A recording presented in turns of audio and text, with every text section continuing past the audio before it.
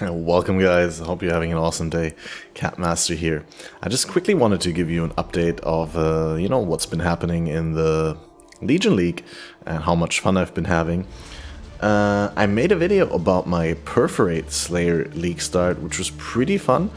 People told me about using Perforate as a leveling skill until they get into Cyclone, and I did try Cyclone for a little bit. Cyclone is amazing, but I wanted to try something else, so I went with the Perforate, and you guys seem to really like that. Unfortunately, the character met an untimely demise. I'm gonna play the rip clip for you right now. So as you can see, I was in a tier 2 map. I guess you can't see the tier 2 map, but I was debated into an encounter here, and I was like, okay, that's too dangerous, I want to leave. And I made the mistake of logging out. Oh god. And quite recently, logging out has been a very frustrating experience for me in Pathofexile. Oh my god, you're fucking kidding me.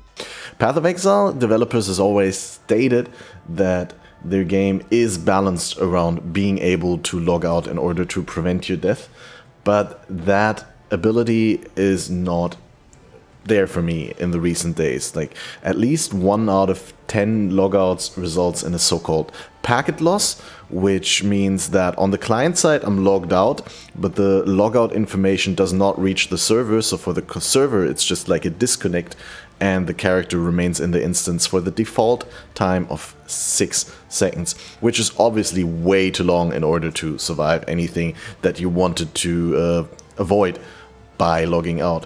So yeah, logging out is just something that I can't do anymore in this game.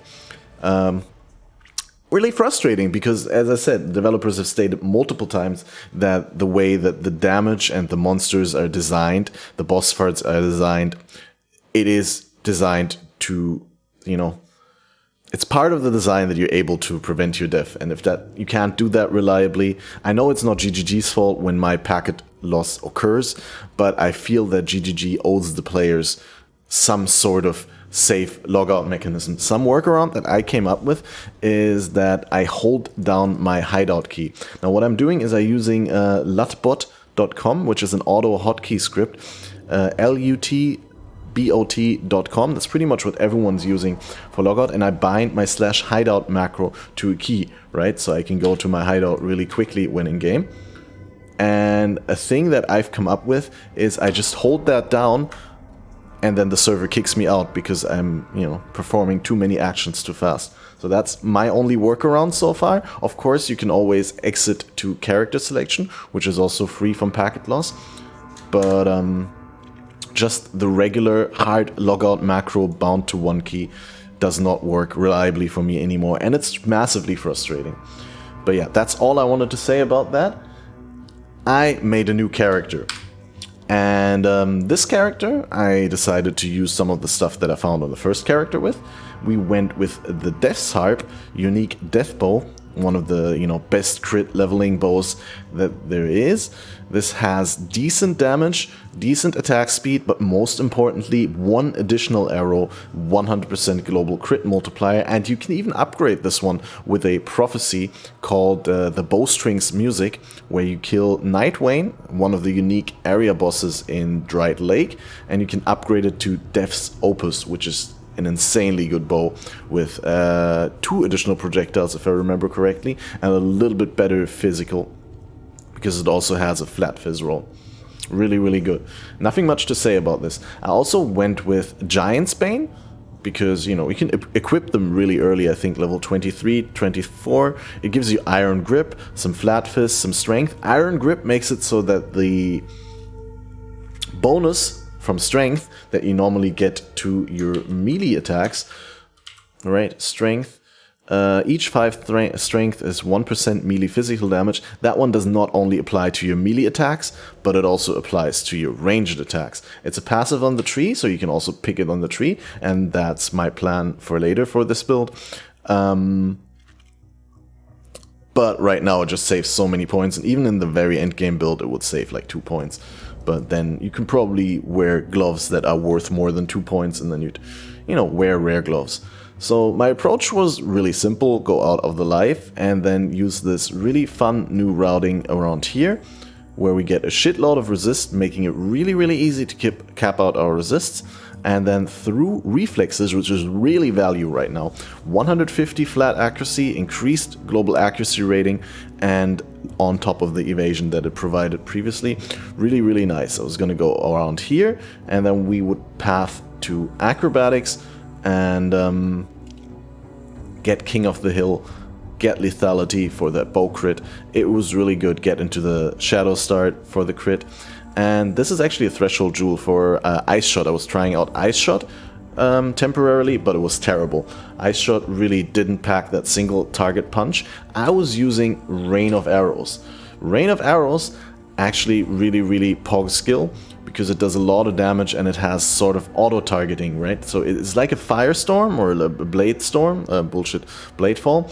But it shoots single projectile. It scales with projectile damage, obviously, like all bow attacks do.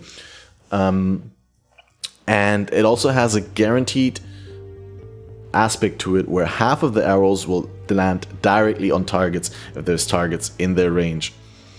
So out of the 20 additional arrows, it's 21 total projectiles, actually 22 with an additional arrow from Death's Harp. We would get 11 of those arrows to hit enemies.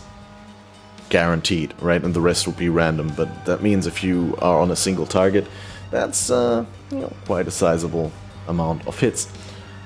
Which also means it works exceptionally well with life gain on hit, and it also works really well with the new Impale mechanic. That's the reason I wanted to go pure bow fizz, is there's a bunch of new synergies in regards to fizz with the melee combat rework, but most of the new support gems and new interactions explicitly only work with melee physical. There is, however, the Impale support gem, which works with any attacks, and you could stack Impale on something like Rain of Arrows or another hard, often hitting bow skill. But yeah, character was working pretty well. As you can see in the clip up there, we were farming Blood Aqueducts, having a lot of fun. And yeah, it also worked really well with the legions. Like, again, I swapped in Rain of Arrows after I tried Ice Shot for a little bit, and Ice Shot just felt terrible. I couldn't break open any of the rares, and this just naturally felt good, right? But turns out that Berserker is a little bit of a glass cannon, and despite my best efforts of not dying and actually being considerably tanky compared to when I first reached Blood Aqueduct, we actually managed to underestimate the damage that one of these rares did to me, and yeah, so we're back to the drawing board now. This is, however, a really interesting build concept that I want to pursue again. We're going to revisit it later on when we do have gear and when we have a little bit more of an idea what we want to plan. Yeah, I'm not sure what I'm going to do next. I kind of really want to do a Pillar of the Caged God. For those of you who don't know, Pillar of the Caged God is a unique staff that has been moved onto a higher base, right? I don't have a character in the league right now, so I can't show you mine, but this is a generic Pillar of the Caged God now. And it scales with strength on top of your native melee fizz scaling. It gives you another 16% increased damage per 10 strength, which is really good. And you can make a very tanky build, because as we all know, strength also provides flat life. And yeah, that's probably what I want to do. In terms of ascendancies, likely going to go Gladiator for that block, because you have the synergy with the staff.